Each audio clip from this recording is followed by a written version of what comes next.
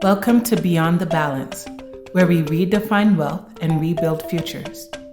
Because financial freedom isn't just about numbers, it's about making your money work for you, your future, and your freedom. We're here to talk about wealth, growth, and the stories that prove you don't need a perfect balance to make a perfect comeback.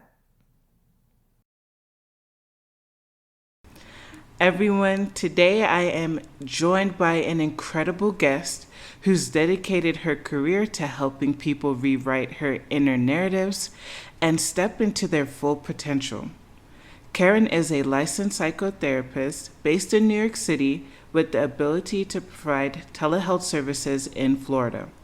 She specializes in working with individuals who experience complex PTSD and is especially passionate about helping women overcome negative self-talk. Through her work, she empowers her clients to break free from limiting beliefs and build the confidence they need to accomplish their goals. Karen, welcome to Beyond the Balance. Thank you so much for having me. Of course, I'm happy to have you here, Karen. I know we have a big conversation for today, but before we dive in, I'd just like you to share more about your journey. Oh, wow.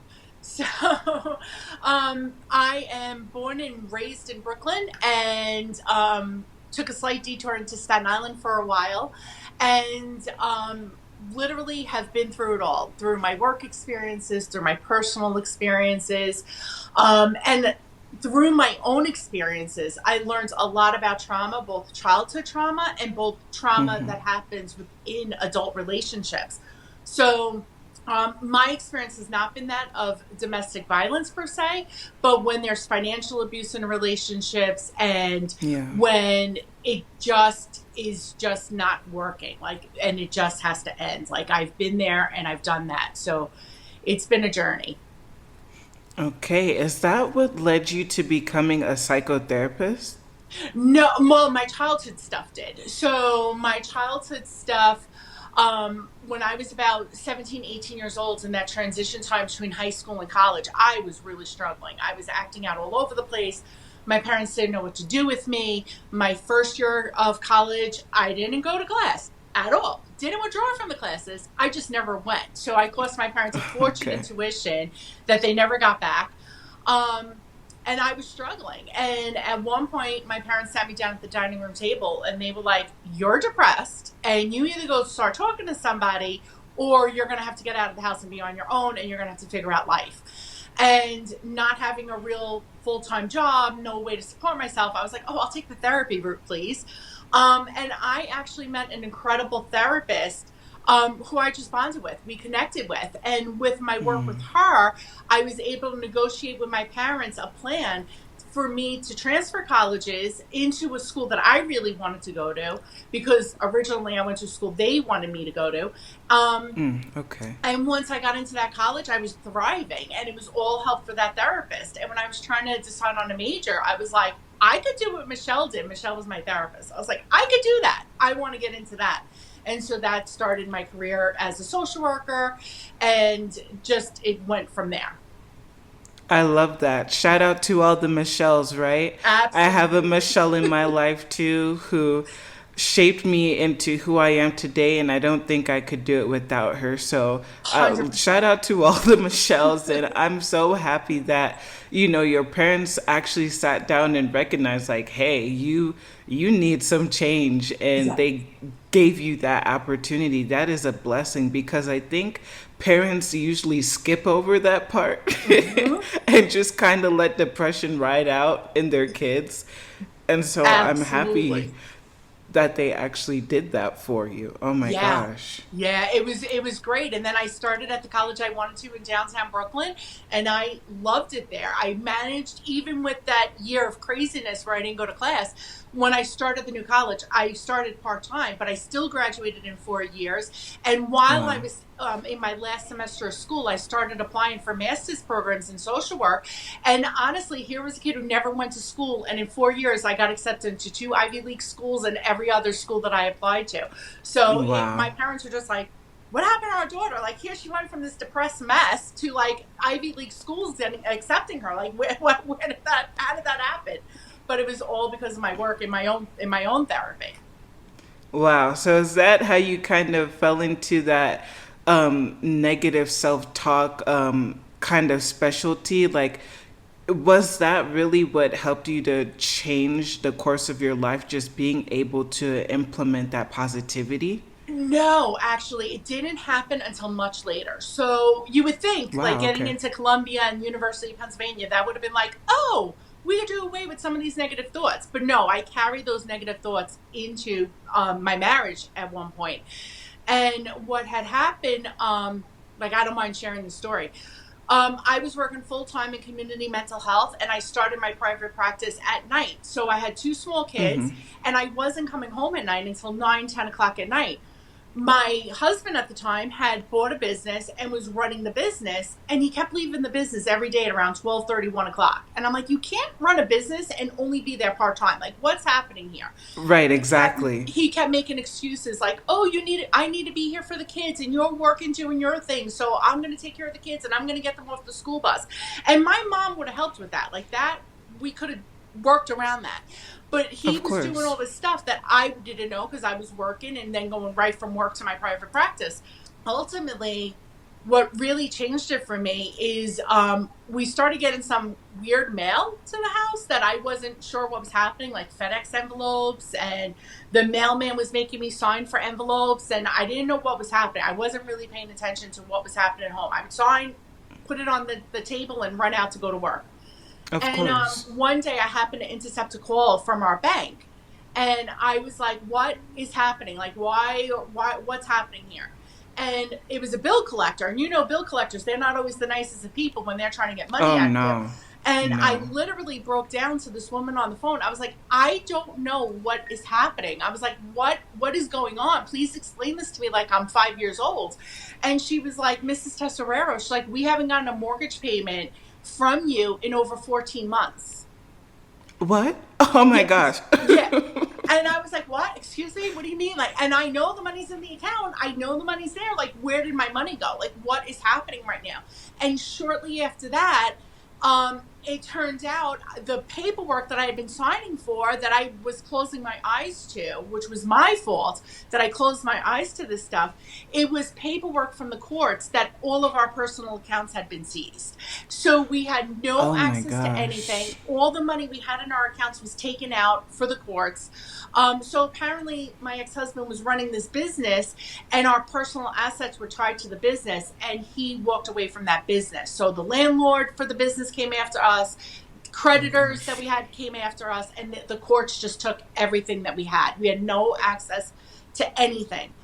Um, so that was kind of a wake up moment. That was kind of my reality. And so, in the midst of all this, I had left my full time job and I started my private practice and trying to build that up. And in December of 2014, I started applying for agency jobs again. I had left my agency job in August. Now it's December, and I'm out there sending out resumes again. And I went on an interview for an agency in Brooklyn. And the Okay. director of the agency was like, we want you to see 75 clients in a week, and we want you to supervise 4 people. And I was like, I can't do all that. Like, that's impossible to do. I would be working endlessly. I was like, I can't. Non-stop. Yeah, I was like, that's way too much. The expectations were too high. And I was on the Staten Island Ferry. And I don't know if you've ever been on the Staten Island Ferry, but it gets I crowded. have, yes. Yeah, Staten Island Ferry is a trip. And so I'm sitting on the ferry in December, and I just started crying. And I sat there crying. And I was like, why am I thinking of giving up my practice that has been my dream for so long since I got into social work? Why am I going to give this up? If I was a doctor, if I was a lawyer, if I was an accountant, nobody would tell me to give up my practice. So why am I Exactly. rushing back to agency work? And so I sat on that ferry and I was like, well, maybe you're not good enough. And the negative thoughts were beating me up. Maybe you're not good enough. Maybe you're not smart enough to do a private practice. What if nobody came? What if no one wanted to work with you? And literally, as I sat there, I was like, but wait, let me look at the evidence to the contrary. Like, I have clients already and they like working with me. I've been doing this for how many years already, and I've always had good engagement with my clients. Why do I think that won't transfer to me working for myself? And in that 20-minute, 25-minute ferry ride, I got off of that boat so motivated and so empowered that I was like, F agency life, I'm not going back to that. I'm going to do what I have to do. And getting off of that boat, I went back home and I called my parents because they knew everything that was going on. And they were like, how'd the job interview go? And I was like, I'm not doing it. And they were like, what? And I was like, I'm going to do this for myself. I'm going to do this for my kids. But I need the flexibility right now. And I need to be here for my kids right now. And I need to figure out the financial piece right now, that I'm not going into agency work. And they thought I was crazy. But I took on every single client that I could. I was working long hours, but they were for me. And I was able to work those hours around my kids' schedule. And what I would do with the financial piece, we had 4 or 5 credit cards. And the credit cards were linked to banks that had brick and mortar locations. And every Friday, I would take my cash co-pays from my business and I would go to every bank and I would put money down towards every credit card. And the crazy part was doing that. Then I would go home and call every bank that I had just visited and be like, I want to make sure the money I just put down got credited to my account. And this went on for a good 2 years, that I would go to the bank every Friday and then call every Friday afternoon. And I remember one time, Capital One, the operator at Capital One turned around and said, Mrs. Tesoriero, you make a deposit on your credit card every Friday, and every Friday you call us to ask if we get it, and every Friday we tell you it's not going to post until Monday. And I said, you don't understand. I was like, I need to make sure it's there. And she goes, do you have a receipt in your hands? And I said, of course I do. She goes, then your money's there. She's like, you're doing the right thing. She's like, I could see what went on and where you are now. She's like, keep doing what you're doing. And that woman, I don't know who she is on this earth, but she just helped me so much to make sure that I was right on the right track. And through that is how I got everything that I was legally responsible for, my share of it, paid off. And in the midst of all that, that's when I had divorced my husband. We had separated and gone through that whole process. Wow. Okay. Yeah, it's been a lot. Wait. Oh my gosh. Wait. May I ask?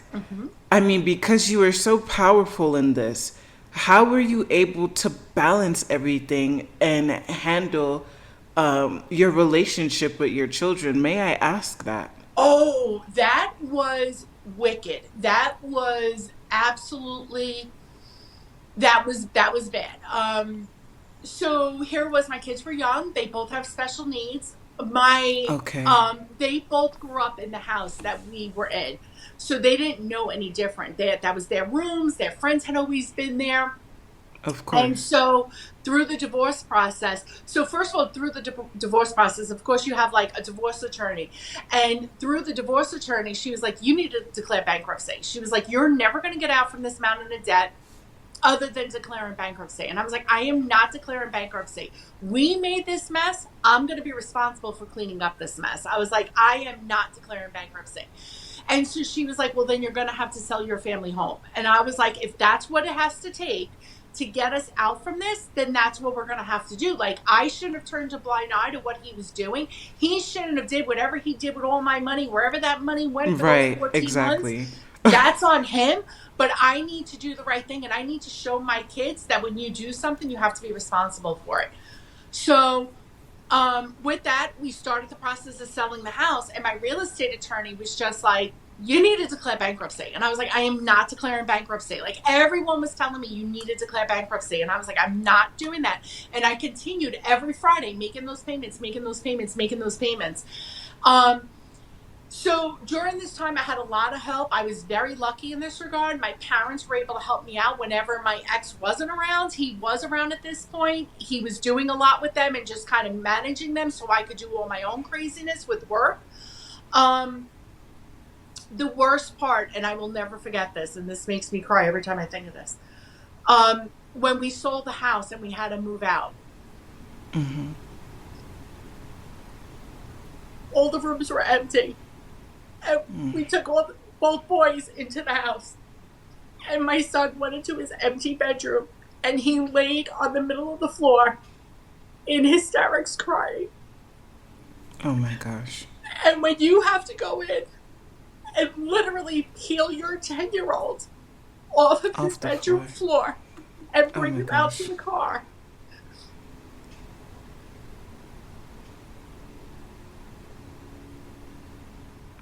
that was the worst part of this whole thing.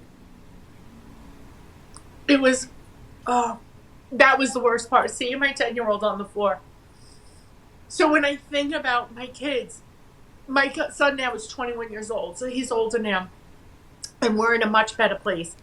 But once I moved out of that house and I moved into my apartment, the therapist that I am, I knew my kids needed my time. They needed my undivided time. And I don't know how this started, and it might sound a little weird, but every night I would go in, I would tuck them in, make sure they were in bed, give them a kiss. And that's usually when my kids would explode. Like, I guess they were settling down with their thoughts and they were feeling angry and they were feeling whatever they were feeling. Those would lend itself, those nighttime talks lent itself to some of the most heartfelt talks we've ever had. And these talks went on pretty much every night. And honestly, sometimes now we still do them. Where if my son wants to talk to me, he'll be like, Ma, can we go into your room? Can we talk for a couple minutes? And we'll go in and we'll sit on the bed and he'll just tell me whatever's going on in his life or whatever he's worried about. So that's the beautiful thing that came out of it. I have a Oh much my stronger gosh, yeah. relationship with both of my sons now. They know I'm their rock. They know I'm the one who financially provides for them. My 21-year-old now is in community college. He lives at home with me. My other son is away at college right now, but he calls me for things. And I don't think my relationship with them would be as strong as it is today if we didn't go through all that. Because I think it was craziness. My ex-husband would tell them that he would tell them lies. He would tell them that my business wasn't making any money. I really Oh didn't do God. anything all day but talk to people, and that every bill that I had, my parents were paying. And every bill that I had, everything that was going on, my parents paid for. So whenever my son, I would try and discipline him or he would do something, I'd be like, I'm taking your phone away. He'd be like, you can't take my phone away. Grandma and grandpa paid for my phone bill. Grandma and Oh grandpa my paid for my gosh. phone. So I would show my son, I'm like, here's my business account. Here's the money. Here's the T-Mobile bill coming out. No, grandma put that money in your account. And like, he literally could not recognize that what his father was telling him was lies. So this went on for quite some time. And now, like, as he's gotten older, and especially during COVID, this was one of the best things about COVID because they saw me go into my virtual sessions with my clients. They knew they had to be quiet in the house. They would see checks come to the house from the insurance companies. Like, they saw that process. And so through that, they started recognizing, hey, wait, mom is working. Mom is providing for us. Mom is going food shopping. Mom is paying the mortgage. And so all of these little things lent itself to where we are now with this incredible relationship that I have with them. So, wow, this is so profound for me because it's like everything kind of fell into place. It may have taken years, but it really, really had its place. Even something as bad as COVID really helped turn the tides in how your family dynamic really worked. And that is so insane to me. It And so was, I I tell everybody all the time, COVID was the best thing that happened to me and my kids. I know for everybody else, like, it was horrific, and I get that, and I don't minimize that for people. But when my kids were able to see everything that went on, it really, I think they started to respect me more. I think they understood me more, and it just made our relationship stronger. that I can't imagine how before that may have happened how that really affected your mental health. Yeah, it was a struggle. Every day was a struggle for all three of us. It was an absolute struggle before that. It was constant arguing and constant, like, where do you think your new clothes came from? Like, I was trying to show them evidence and they were not having it at all. And, in the midst of all this financial stuff. So when my ex-husband shut down the business and had walked away from the business, he went into a new Mm-hmm. job, but he was only at that job for 3 months before he had gotten fired. So literally he was not working. He was not contributing. But now my kids say it. And now my kids are like, yeah, we want to go to college. We want to do well. We know what careers we want to have because we don't want to wind up like that. So they are constantly growing in and of themselves. And they have a relationship with their dad. They want that relationship with their dad, but they just understand it in a different context. That is a blessing. Mm-hmm. That is an absolute blessing, and I'm so happy that at the end of the day you were able to overcome. I think from what I'm seeing is that you had your mind set on your recovery and you held faith to that. How did you hold faith either way? Um, I literally, and I don't know if I could curse on your show, but I literally worked my ass off. I literally worked my ass off. Like, I literally was out there. I was telling everybody, I'm a psychotherapist. Like, if you know anyone who needs help, please send them my way. Like, I was marketing myself. I was building relationships with other therapists to get referrals. I was on a lot of the insurance panels at the time in order to kind of build up business and everything. Of Um, course. so it was a hustle. I mean, it was. And then the other thing to all this was because I wanted to be available to the boys, I literally had to work my schedule where I was seeing clients during regular 9 to 5 hours. And that's an even harder spin for therapists because most It therapists have is. appointments in the evenings or the weekends because that's when people are available. So I had that working against me as well. And it was an interesting time. It was a hustle. It was a definite hustle. Would you say that having that experience really puts you above other businesses in terms of like your resilience and stuff like that? I don't want to say it put me above other businesses. What it made me do is look at where did I pull from. And again, I had my own childhood stuff and my own negative messages of not being good enough, not being smart enough. And so I literally had to keep fighting against those messages that I had for myself. And I had to think about, well, what is the opposite of that? Like, where can I pull from in real life that has happened? And I was like, well, these people in my life have told me how smart I am. So maybe they're seeing a different version of me, and maybe I need to start looking at that version of myself that they see. When I thought about the fact that I wasn't good enough as a therapist, I had to think about all my clients who were like, thank you so much. You've helped me so much. I didn't think I could overcome that. And so, those kind of things I had to pull from and really look at and not put up my defense of, oh no, that's not real. Because it was real. That was more real than the negative stuff. I love that, and that makes plenty sense.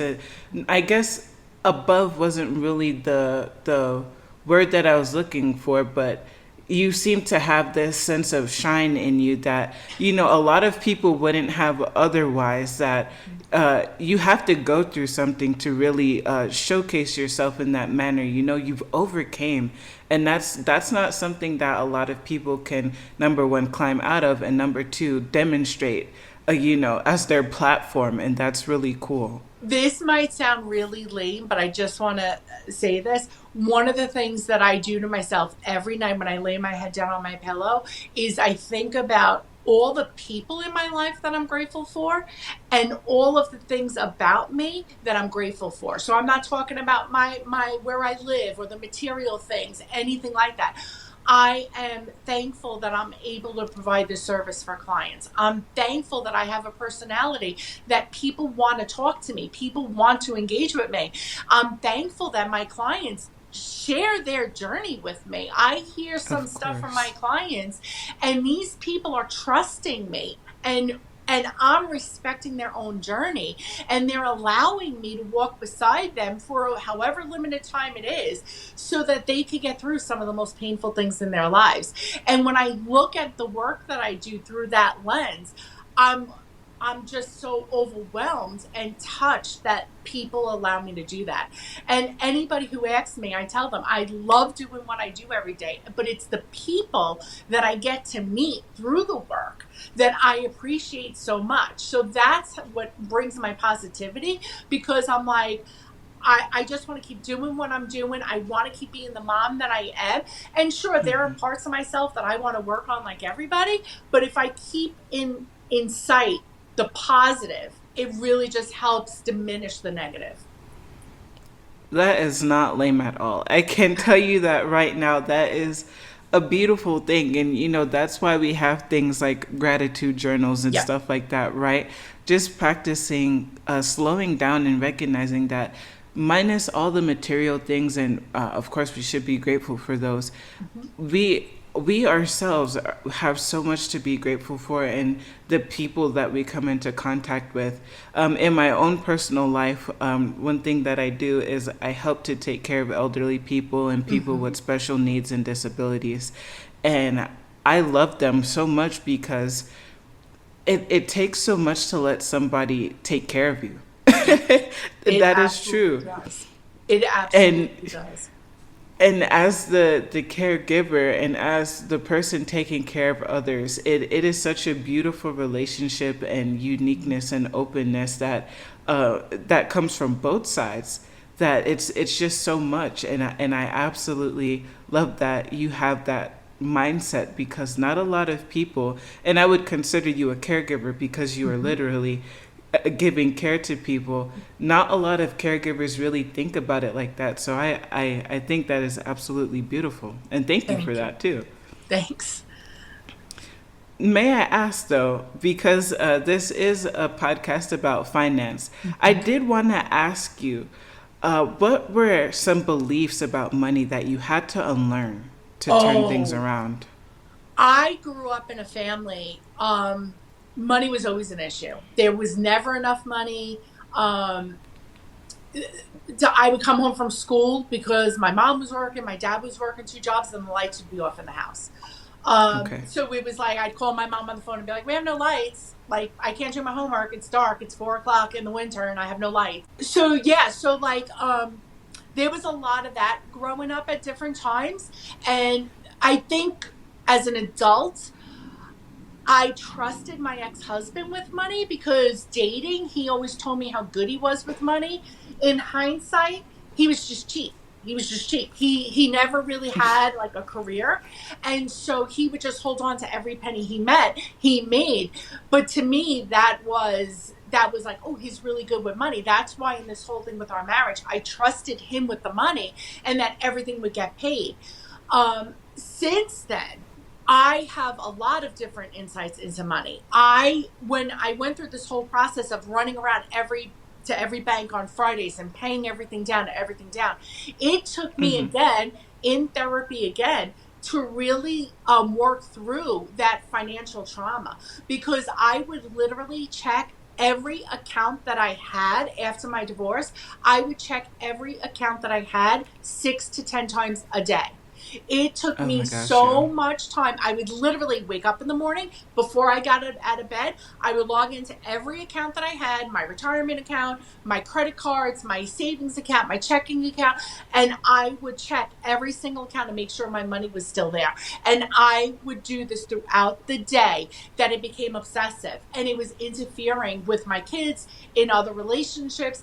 And I went to my therapist and I was like, this is my secret behavior that I do. And he was like, who has time for that? I would literally, if a client canceled, I would be checking my accounts. He was like, where do you think the money's going? I'm like, I don't know, but I want to make sure I'm going to be in control of where that money's going. And I want to make sure no one has access to my accounts or is taking money out. That's why when Right. I hear about these cyber attacks and people's checking accounts getting hacked, that throws me into a tailspin, because I'm like, oh my God, I have to check my accounts. And over the years, over the past couple of years, I've gotten better with it. But I know when my anxiety gets high about anything, the first thing I revert back to is going back through all of my accounts. That's like my safety net for my finances. Like, I'm like, if I have my finances, if I have everything in order for me and the kids, we're going to be okay. So it could be something like, I'm driving someplace and I'm going to be late. And my first instinct is, but is my money okay? I got to check my money.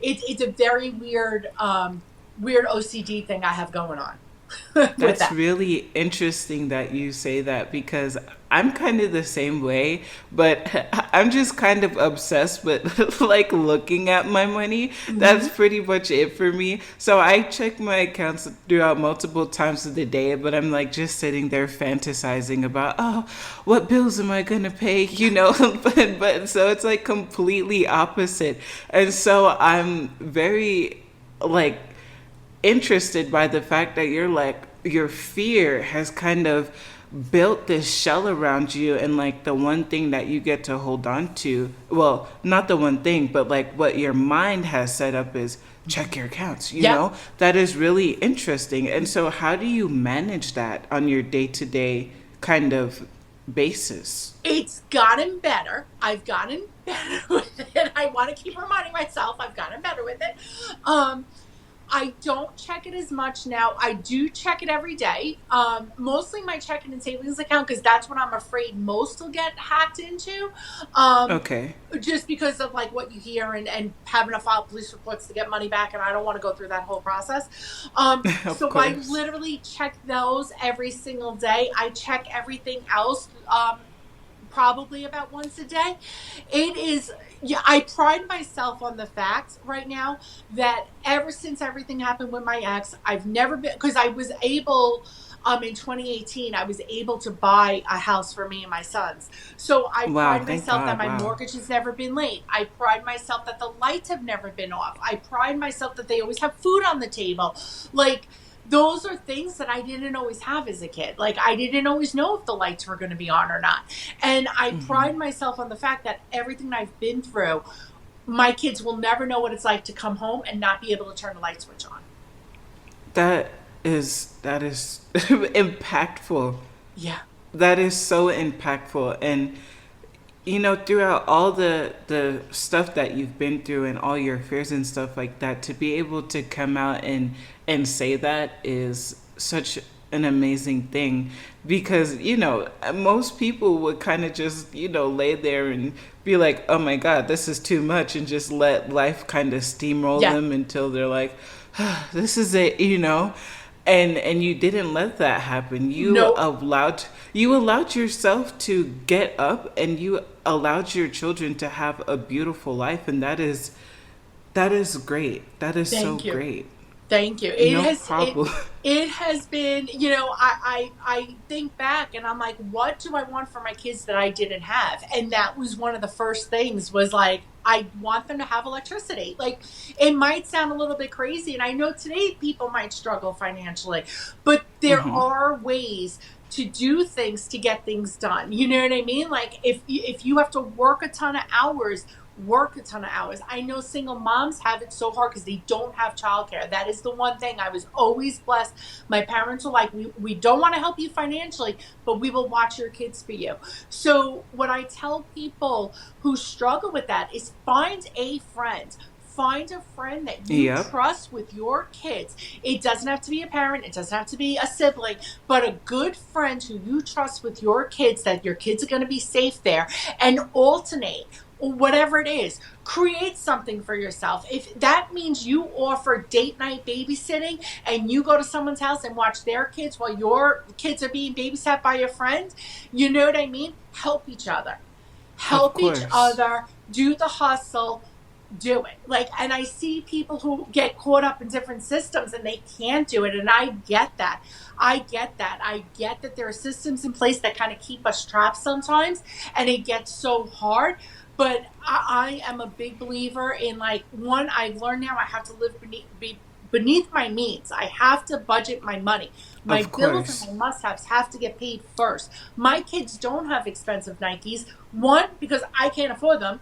I'm not going to go buy them. That to me doesn't enter into my values for them. And two, they don't want them. They're like, Ma, I don't want those. Like, go to Walmart and get me a pair of sneakers from Walmart. They're like, I don't care if people are going to make fun of me for my shoes. Like, I don't care. We have food on the table. We have a roof over our heads. We have lights. Like, they know that.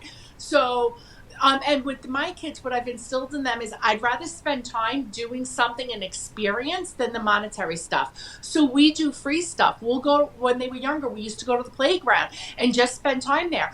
Every year, my younger son, who's 18, we go on a nature hike together. And we find a new hiking trail that we think that he's a much better hiker than I am. So we find a trail that we think that I could do. And we'll drive 2 hours and we'll spend the day going hiking. Like from New York City, we went up to Bear Mountain one time.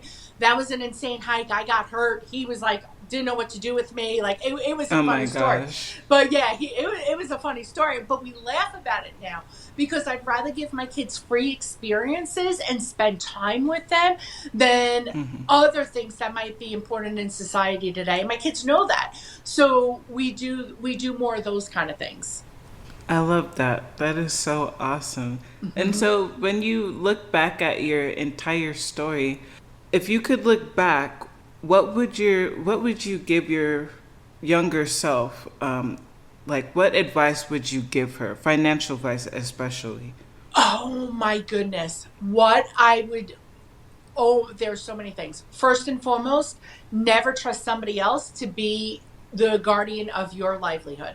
So what I mean by that is so many women get married, they fall into their marriage, their husbands manage the bills, and people don't know where their investments are. They don't know what they're entitled to legally if they were to get divorced or if their husband, God forbid, should pass. They don't know how to write a check. They don't know how to balance a checkbook. Don't be that person. Please don't be that person. You need to know. And when I work with people who are married or in relationships or serious relationships, I'm like, sit down together once a week for 10 minutes and just review. Are we on the same financial goal? Are we working towards the same things? Where is our money? You're getting a bonus at the end of the year. Where are we going to invest that? Where are we going to put that? We're going to put that in savings. We're going to do something with that. Like be on the same page together and know where your money is going. That's first and foremost. Not enough people do that. And that blows my mind after everything I've been through. And I will never let someone take that power away from me again. So that's my own thing. Second of all, live beneath your means. Make your budget. Make sure you have the what-haves. Netflix will tell you you need to have Netflix. You don't really need Netflix. And if you do, you could use the $7 version where they give you commercials. A commercial is not going to hurt anybody. Just don't buy anything on the commercials. Like, do cheap things. There's a lot of things that we could do that are cheap, that are fun, okay? People downgrade cheap things. Being in New York City, there are so many things that we could do in New York City that are actually free. Like a lot of the zoos, if you have young kids, Wednesday afternoons, some of the zoos are free. Take your kid on a Wednesday afternoon to the zoo. If they're in second, third grade, I know teachers are going to have a fit when I say this. It's okay to take your kid out of school for a day and take them to the zoo. It's fun. Give them that. It's okay to do that once in a while. I'm not saying your kid should miss school every day, but once in a while as a special treat, why not do that? There are city pools that are available. Take your kid to a pool. Take your kid to the beach. Take them hiking in the park. Like there are so many things that you could do. Take the Staten Island Ferry and go into Manhattan and look around at all the architecture. Look around. Go window shopping into the stores. Go to the Union Square Park and watch the world go by. Watch people go by. Listen to other people's conversations and be like, wow, they're really cool. Like, that's really cool. Or go watch... My son is very into music. He used to love being on the subway and you would hear the musicians playing in the subway. He used to go stand there and dance. Like that was fun for them. That was memories for them.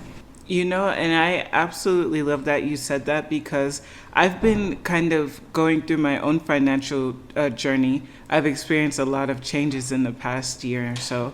And one of the things that I had to recognize too was living below your means is probably the most like financially free freeing thing that you can do. Yeah. Like I learned about free events and free things that can be done in my state. I currently reside in Colorado, Oh, so nice. we have Denver. Yeah. And they have Denver free days where, like you said, the museums, they have a lot of free days during the summer and springtime. They have the zoos. They have the botanical garden, which you have a beautiful one in Brooklyn as Yep. well.